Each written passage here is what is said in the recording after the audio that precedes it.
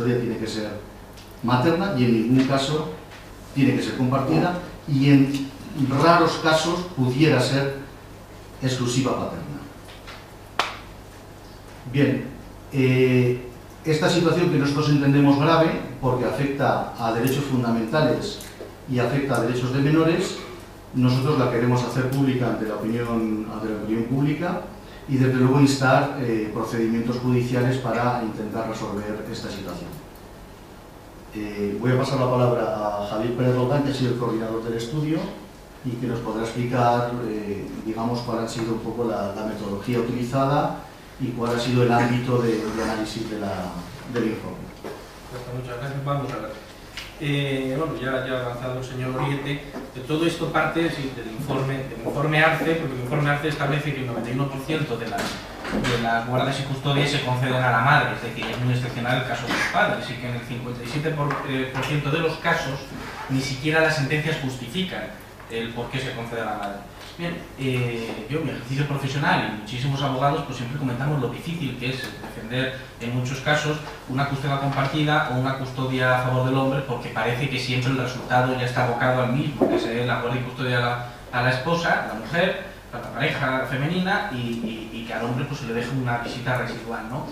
Esto en principio, claro, entra en contradicción con la realidad social que vivimos. ¿Y por qué entra en contradicción? Porque el artículo 3 del Código Civil establece que las normas se deben interpretar conforme a la realidad social. ¿Y qué es la experiencia que nos encontramos y por qué el motivo de este estudio? La experiencia que nos encontramos es que muchos padres que se han hecho cargo de la educación de sus hijos, muchos de ellos además, en muchas sentencias, que son funcionarios, que no trabajan por la tarde, la mujer sí trabaja mañana y tarde, ellos, vigente el matrimonio, la relación de pareja, eran quienes iban a recoger a los niños al colegio, quienes se encargaban de su educación, llega la separación y pasa directamente a la guardia y custodia de la mujer, y a ellos se les deja un margen muy residual de fines de semana, nada más. No pueden compartir la cotidianidad de los menores, ¿no? El vivir el día a día.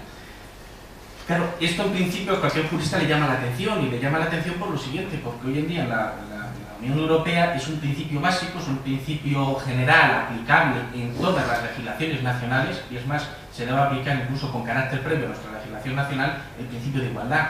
Esto en principio rompe el principio de igualdad, y lo rompe porque siempre se suele tirar a la madre y no al padre.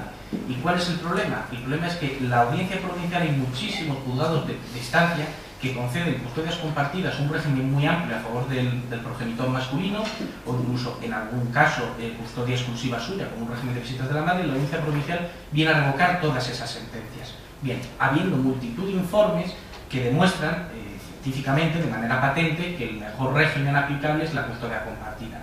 Bien, y en nuestra legislación, como en toda Europa, se debe aplicar con carácter, una serie de convenios internacionales, que el interés prioritario que hay que defender en las separaciones es el de los menores.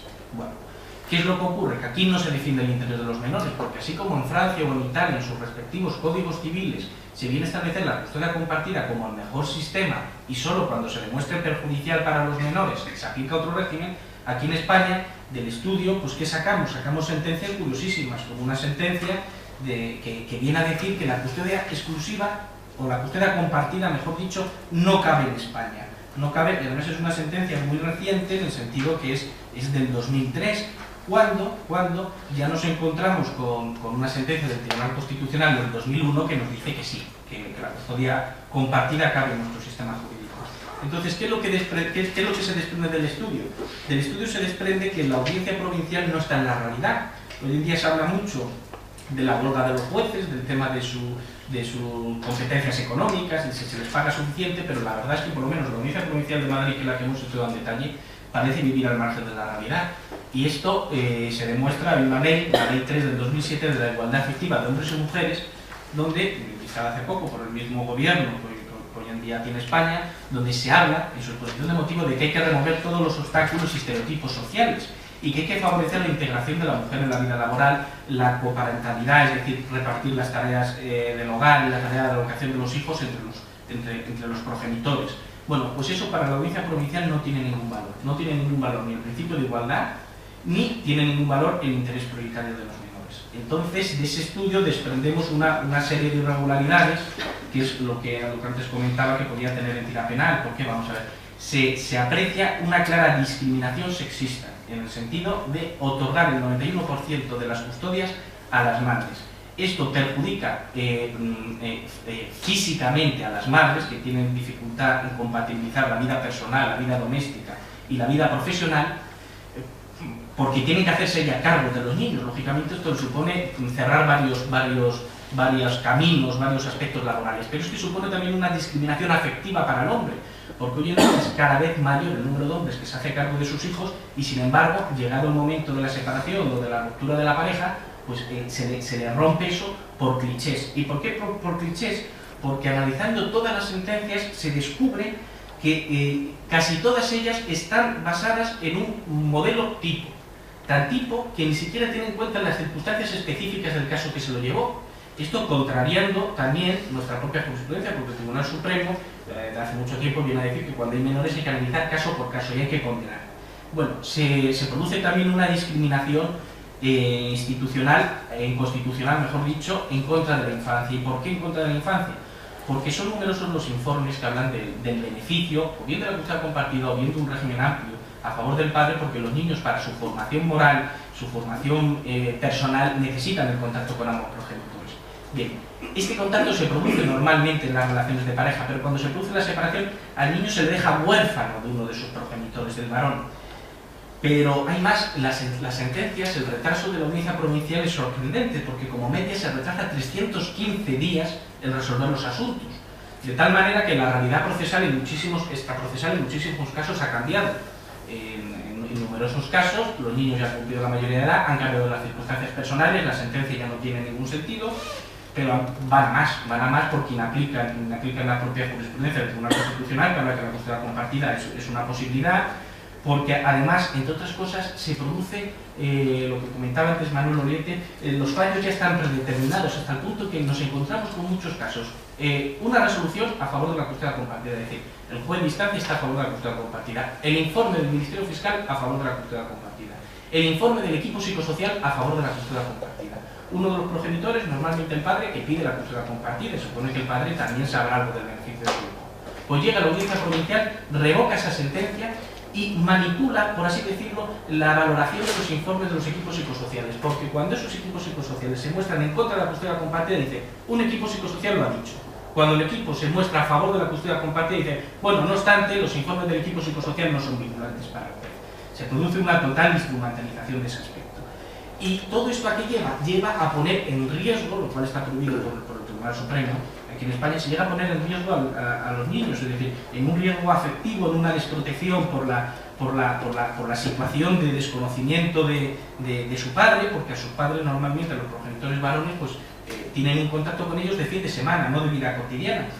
Pero es que llegan a corregir al legislador. Actualmente, con la ley de famosa llamada del divorcio express, se admite la custodia compartida en el artículo 92. Bueno, y ya de antes, de todas maneras, ya se admitía, porque el Tribunal Constitucional lo establecía. Pues hay una sentencia curiosísima del 29 de 4 de 2008, la ponente es Galán, y viene a decir que es necesario excluir el sistema de alternancia en la custodia. Es decir, vienen a decir, nosotros no lo aplicamos porque lo vemos inconveniente, y aunque la ley lo diga, nosotros vemos necesario excluir el sistema de alternancia en la custodia. Pero esto no es solamente un incumplimiento de la ley, es que hay muchos más incumplimientos. Hablando de formularios tipo, de cómo las sentencias ya están resueltas de antemano, una de las pegas que se pone a la custodia compartida siempre es el periodo de alternancia. La custodia compartida puede ser por días, los lunes, miércoles y viernes, por ejemplo, lo tiene la madre, los martes y jueves el padre, etcétera, o puede ser por semanas, o puede ser por trimestres. Bueno, pues la audiencia provincial, la sección 22, deniega todas las custodias compartidas y las deniega muchísimas de ellas con el mismo modelo, dice, porque se han propuesto periodos de tiempo muy cortos que pueden desequilibrar al menor.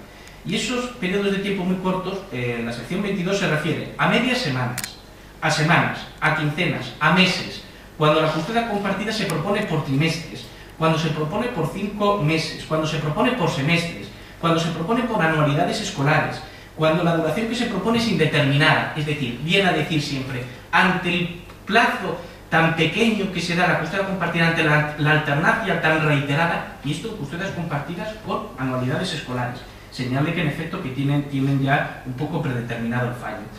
De este informe, ¿qué es lo que se puede desprender o qué es lo que se debe desprender? Pues en principio una actuación muy regular de la audiencia provincial que en fin, recibe muchas quejas de los jueces y de los abogados que intervenimos en derecho de familia. Y estas quejas vienen principalmente porque ni siquiera las sentencias justifican el por qué se concede a la madre.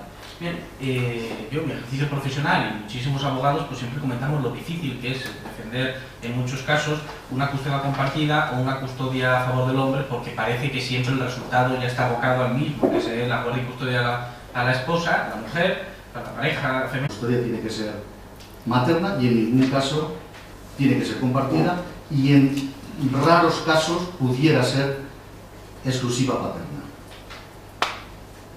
Bien, esta situación que nosotros entendemos grave porque afecta a derechos fundamentales y afecta a derechos de menores, el ámbito de análisis del informe. Muchas gracias. Vamos a ver. Bueno, ya ha avanzado el señor Oriete. Todo esto parte del informe ARCE, porque el informe ARCE establece que el 91% de las guardas y custodias se conceden a la madre, es decir, es muy excepcional el caso de los padres, y que en el 57% de los casos femenina y que al hombre pues, se le deja una visita residual, ¿no? Esto en principio, claro, entra en contradicción con la realidad social que vivimos. ¿Y por qué entra en contradicción? Porque el artículo 3 del Código Civil establece que las normas se deben interpretar conforme a la realidad social. ¿Y qué es la experiencia que nos encontramos y por qué el motivo de este estudio? Nosotros la queremos hacer pública ante la opinión pública y desde luego instar procedimientos judiciales para intentar resolver esta situación. Voy a pasar la palabra a Javier Pérez Roldán, que ha sido el coordinador del estudio y que nos podrá explicar, digamos, cuál ha sido un poco la metodología utilizada y cuál ha sido